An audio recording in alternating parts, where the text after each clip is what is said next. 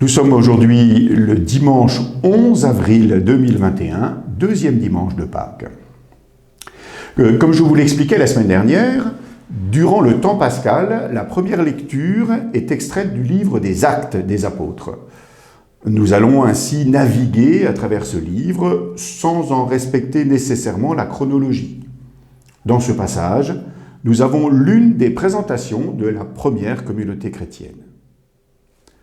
Voyez comme ils s'aiment, c'est le cri des païens regardant vivre les premiers chrétiens, selon ce que rapporte l'auteur ancien Tertullien dans son apologétique.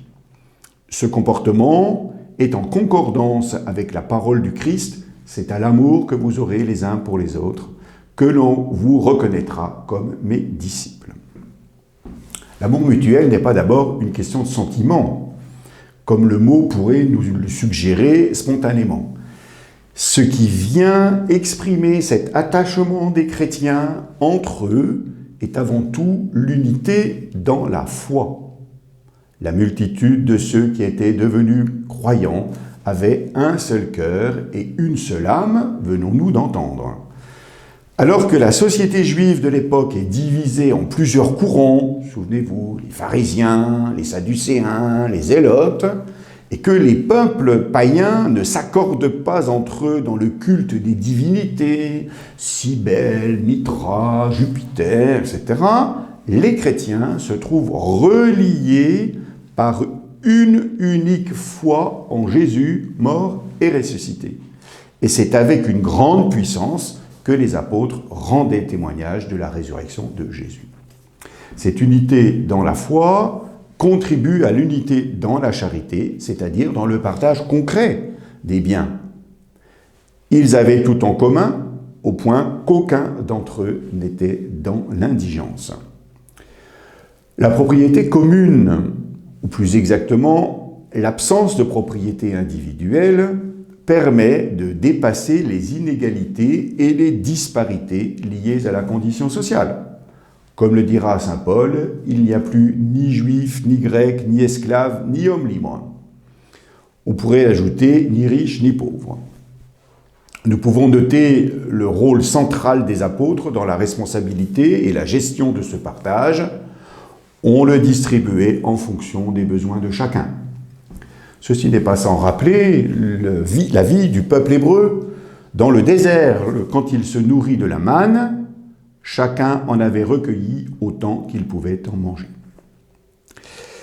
Cette présentation apparaît tout de même bien parfaite, j'oserais dire un peu idéalisée. Et de fait, très vite, le beau tableau va se briser. Il est si difficile à l'être humain de vivre en harmonie avec ses semblables et avec la nature qui l'entoure. Car la fragilité humaine reste bien présente. Le baptême, s'il lave du péché des origines, n'en efface pas toutes les cicatrices.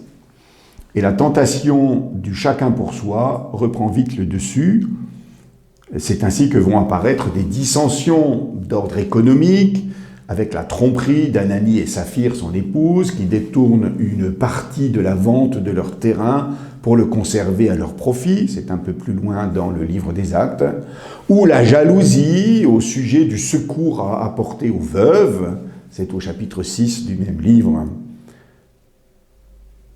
Puisque vont se développer des dissensions d'ordre, théologique, avec le conflit autour de la circoncision, c'est au chapitre 15, où se pose la grave question, faut-il d'abord devenir juif avant de devenir chrétien? À cela vont s'ajouter des oppositions liées aux personnes de référence, Pierre, Paul, Apollos, etc. En fait, plus qu'une présentation objective de la vie des premiers chrétiens, cette description de la communauté est un appel à une unité fondamentale. Nous confondons facilement unité et uniformité, pensant que tous les membres devraient avoir le même comportement, la même manière de penser, qu'il ne devrait s'exprimer aucune opposition ou aucune tension. Nous souffrons d'ailleurs de voir des dissensions au sein de nos communautés contemporaines. Saint Paul, en prenant la comparaison du corps, appelle à comprendre la diversité comme une richesse. Supportez-vous les uns les autres et pardonnez-vous mutuellement si vous avez des reproches à vous faire, écrit-il encore aux Colossiens.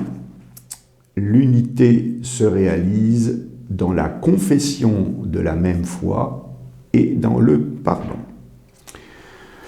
Nous sommes appelés à garder une seule espérance dans le Christ, de la même manière que les rayons d'une roue se rapprochent les uns des autres en se rapprochant du centre.